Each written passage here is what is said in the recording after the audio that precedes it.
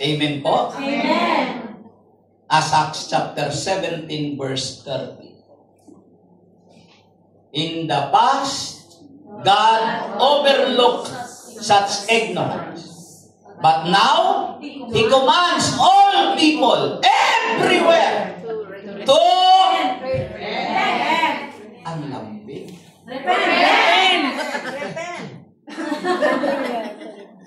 Now, He commands all people everywhere to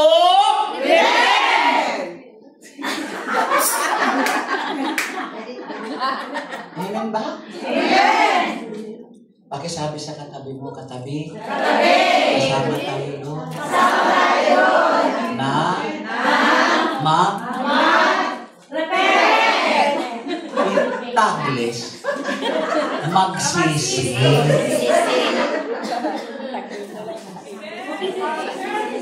Ayun talaga.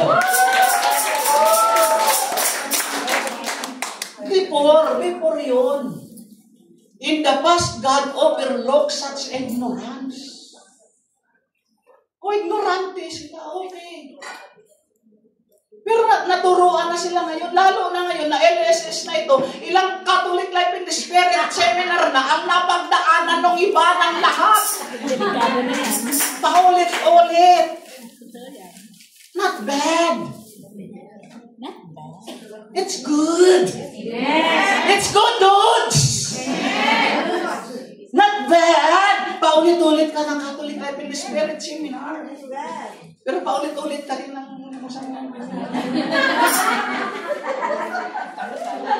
yung sa mga bago, mga kapatid, napakahalaga. Ulitin ko, this is your beginning. The requirements para magkaroon kayo ng legit membership ID sa El Shaddai. Amen. Nakakalimutan ko yung matalayo.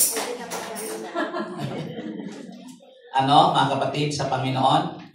So repent, number 1. Hindi na tayo ngayon nagmaang-maangan eh. Natuto na tayo eh. Kaya nga everywhere commanded to repent, magsisi. In return, repent, then and turn to God, and so that your sins may be forgiven. Kulang lang ng be. May be for, kung may forgive, may forgiven. Amen po? Amen. Ask forgiveness. Anong ibig sabihin, ask forgiveness? Humingi ng kapatawaran. Amen po? Amen.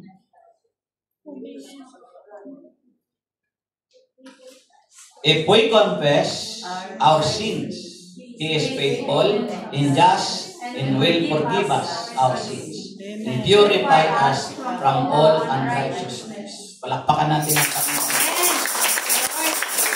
Kung ipapahayag lamang natin ang ating mga kasalanan, ihahayag natin ito. Ang Diyos na ito ay tapat. Amen. Patatawarin niya tayo. And sa our sins, and purify us. Bubusilakin niya tayo. Sa lahat ng karumihan, ng kamalian, ng kasalanang nagawa natin. Secondly,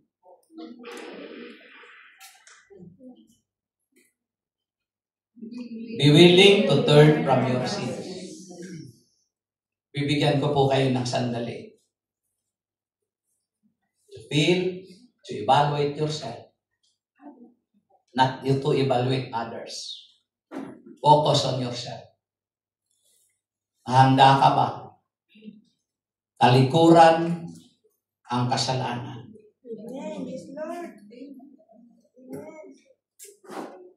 As simple as that, God is waiting for your answer in your heart. Not just in your mouth. As the 2 Chronicle, chapter 7, verse 14. Then, if my people who are called by my name will humble themselves and will pray, and will seek my face, and will turn from their evil ways, then I myself shall hear from the heavens, and will forgive their sins, and heal their land. Kasanggaling ang bayang ito na aking pinili ay magpakumbaba, manalangin, hanapin ako, talikdan ang kanilang kasamahan. Diringgin ko sila, patatawarin ko sila, at ibabalik ko sa kanilang lupain ang katiwasayan kasaganan.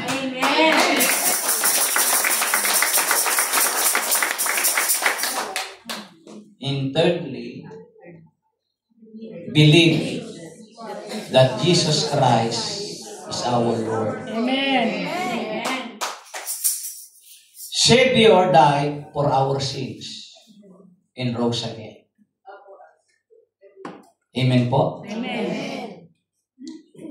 Ano bang sinabi ng text natin?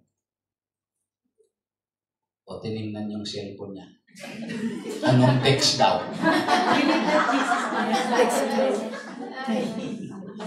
Ano bang text?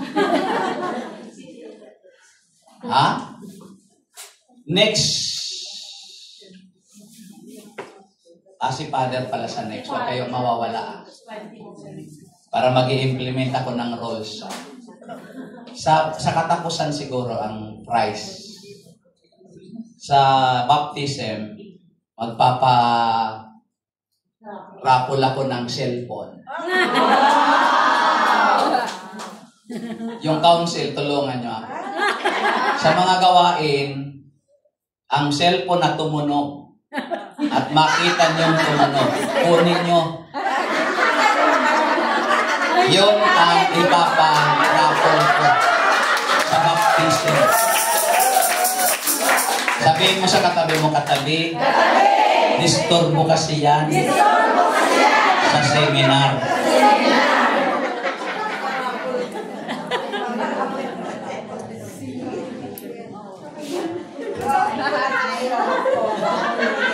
Sinilent na. Baka masampulan. Gagawin natin yun, ha? Pero kung ang cellphone ko tumunog, exempted. Okay, so our text, yung binasa ko, di ba? If you declare with your mouth,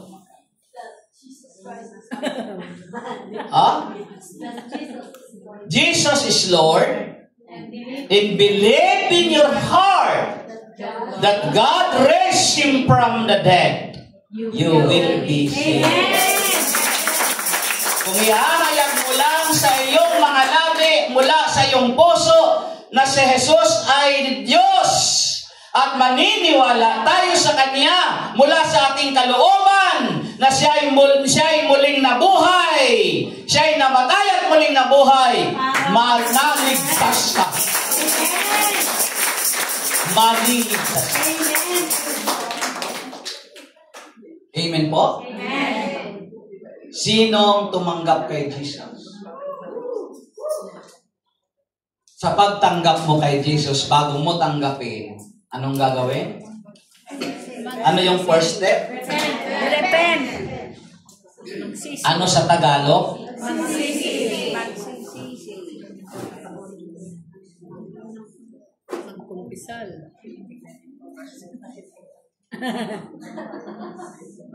Ang aga nyo yata. Yan ang very obedient. May award yan. Diba? Hallelujah. Magsisi. Ano yung pangalawa? Andito yung kasalanan, talikuran. How many degrees you turn from your sin? How many degrees? 190 120 degree. Come on, kaya nyo yan. Kaya. Everybody. 120 degree. How many degrees? Ano ba tayo yung standard degree? 360 degrees. Kung atin pong susumahin, ilang degree ang dapat pagtalito? Na lahat. 180.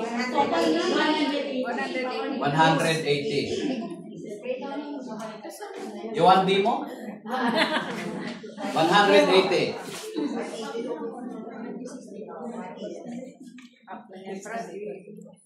Bakit 180?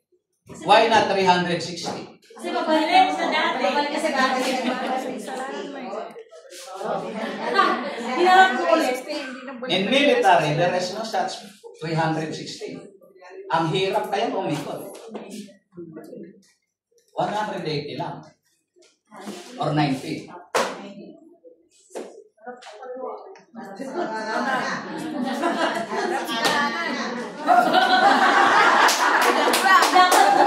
Hindi kaya inuuto-uto mo.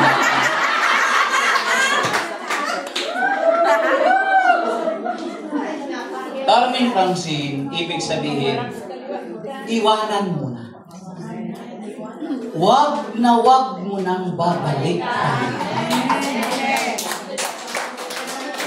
Okay, Brad, hindi ko na talaga binalik-balikan. Oo nga, agree, hindi mo na binalikan, pero gumawa ka ulit ng panibago. Mauras.